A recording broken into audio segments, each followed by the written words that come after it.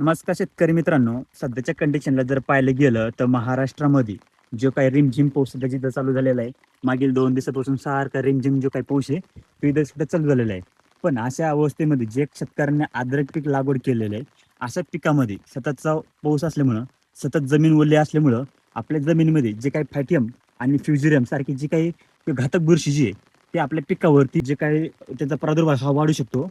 तर त्यासाठी तुम्हाला आधीच प्रिव्हेंटिव्ह तुम्हाला कंट्रोल करणं गरजेचं आहे किंवा येण्याच्या पहिले तुम्हाला देणं गरजेचं आहे. तुमचं केमिकल असून द्या किंवा जैविक असून द्या, तुम्हाला दोन्हीही नियोजन करणं अतिशय गरजेचं आहे.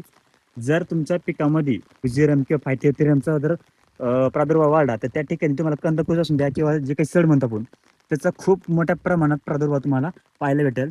त्यासाठी तुम्हाला प्रिव्हेंटिव्हमध्ये जर जैविकमध्ये म्हणलं तर तुम्हाला जे काही ट्रायकोड्रामा सुडोमॉन्स तुम्हाला प्रति एकरी 1-1 किलो द्यायचं आहे. दोन्हीचं कॉम्बिनेशन करून तुम्हाला सोडायचं आहे.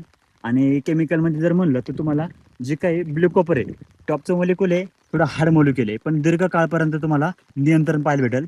तर ब्लू कॉपर तुम्हाला अर्धा किलो आणि त्याचबरोबर तुम्हाला जे काही स्टेप्टोसायक्लिन आहे, अँटीबायोटिक ते तुम्हाला घेणं आहे इथं प्रति एकरी 5 पुड्या असं दोन्हीचं कॉम्बिनेशन करून जे काय आपल्या अद्रक पिकासाठी ड्रिंचिंग करणं आहे किंवा ठिबकद्वारे तुम्हाला इथे देणं आहे. दीर्घकाळापर्यंत जे काही तुमच्या कंदकुज असून द्या किंवा जे काही सड असून द्या, त्याला तुमचं दीर्घकाळापर्यंत नियंत्रण पाहायला भेटेल.